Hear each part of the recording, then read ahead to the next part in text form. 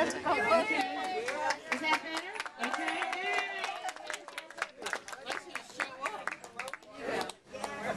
He's here.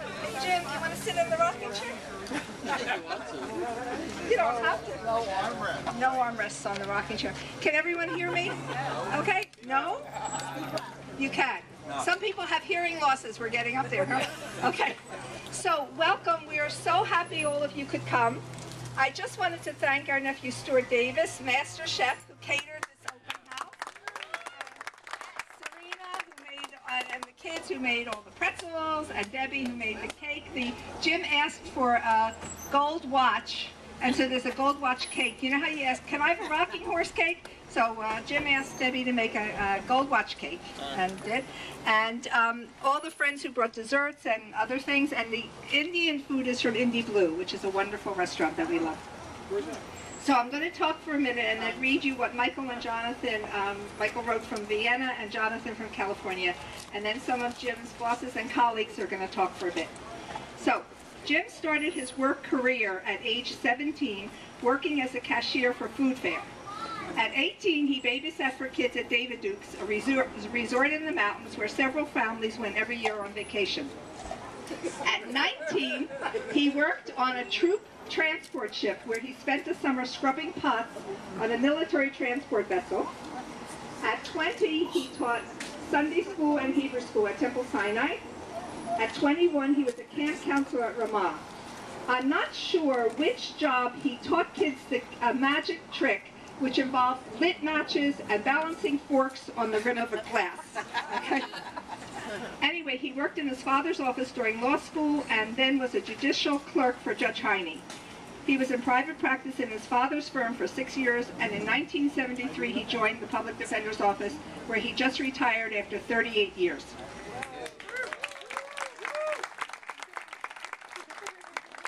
Jim and I got married in 1973 also, and I just want to say that a person who's happy at work is also happy at home. And Jim has always loved working as a public defender. Many of our good and closest friends are through this office, and so I want to thank not only Jim, but the public defenders for allowing me to live with a wonderful and happy man. I love you.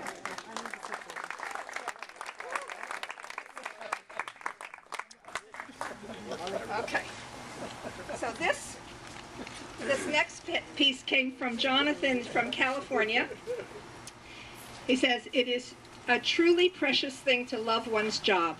So many people, perhaps most people, work solely for the means to not be working.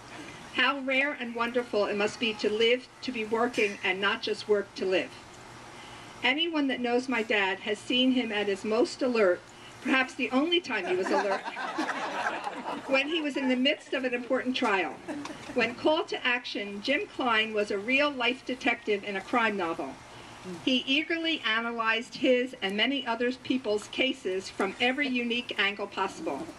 Jim has a critical ability to focus on small details when it really matters. Such acute perception could apply to real-life issues, such as memorization of the location of every decent bathroom in a given major metropolitan area. When not able to remember the name of a given actor, he could use precise circumstantial associations, such as the guy in that movie with the stuff, in order to deduce the elusive name. In his spare time, he approached finding a friend a used car like gathering evidence in a discovery. How many people has Jim helped find a car? Raise your hand. Oh my God. Oh, wait, what? More than one. How many more than one?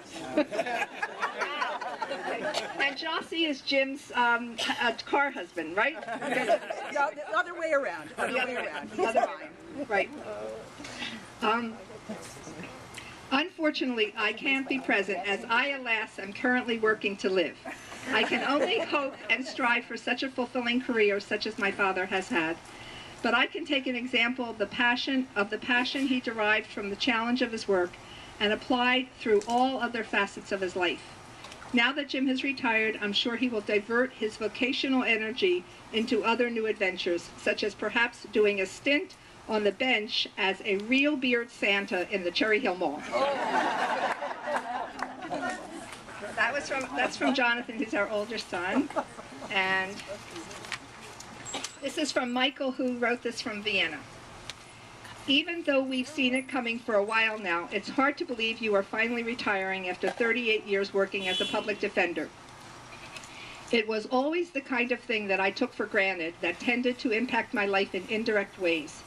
For instance, I vaguely seem to recall that in the first time I used a computer at home, you introduced me to the idea of typing in the word processor.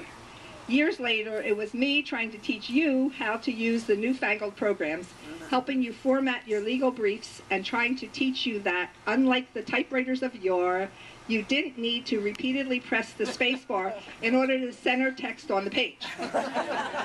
Still, what you lacked in formatting prowess, you more than made up for it in your knowledge of grammar, vocabulary, and cogent phrasing of arguments, which came in handy on numerous occasions when you proofread my essays for school.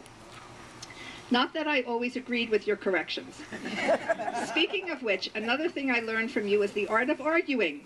Admittedly, it's debatable whether this skill was learned, inherited, or what, but I've definitely got it, as you well know from the countless discussions we've enjoyed over the years. In fact, I demonstrated this skill to such a great extent that family and friends were regularly known to remark, "He should be a lawyer," which, suffice it to say, was enough to make me think twice about going into that profession. Reverse psychology and whatnot. I also have found fond memories of the public defender's office, known to me as a kid as that place where we go to McDonald's afterwards. Later on, I had the privilege to work there, assisting Ann and Jossie with data entry jobs, and coming to see the office in the new light of that place where we meet for lunch and get those good garlic sticks from the pizzeria around the corner. In seriousness, though, I often found myself repeatedly reminded with some astonishment of what a difficult and important job it is that you actually did, which I had always tended to simply take for granted. I also remember you coming to my Law and U class in high school and lecturing on the criminal law process in New Jersey. Afterwards, the teacher, Mr. Bogart, was very impressed and remarked that he would be proud to have such a friendly, articulate, and knowledgeable father, which was another of these moments where I was reminded how special your job is and how much dedication, knowledge, and skill you bring to it. You have served the world well as a public defender, and I am certain you will be greatly missed in all your offices, courtrooms, and even prisons where you serve. Your work ethic, and your dedication to bettering the world have definitely influenced me as well. I wish you all the best in this new phase of your life, to continue following your passions and dedicating yourself to causes that you believe in. Love, Mike.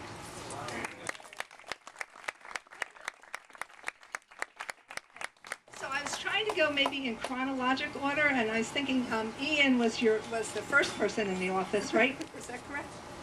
So where's Ian? Can you come up and then we'll just work. I want to do it the whole time. It doesn't matter. Are you okay with it? Yeah. Okay, come get me if you need me. I'll be around you, okay? All right. Thank you. I'm sorry, Michelle, for not changing my shirt. Okay.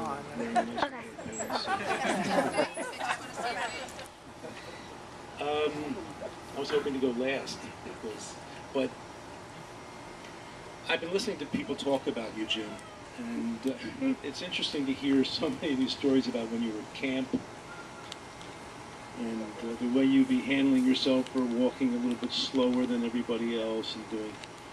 And it kind of caused me to just go back just to tell the two stories that I always tell about you. And for those of you who have already heard it, probably more than half of you, you can go in and grab something to eat. Probably forgot already. Yeah, right. We got the same memory. When Jimmy and I started working with each other back at 520 Cooper Street, I'm sitting in my office one day when he came rushing in because he had something really important that he had to tell me. And he sat down on his chair, just like he's sitting now, and he says, I have something really important that I have to tell you.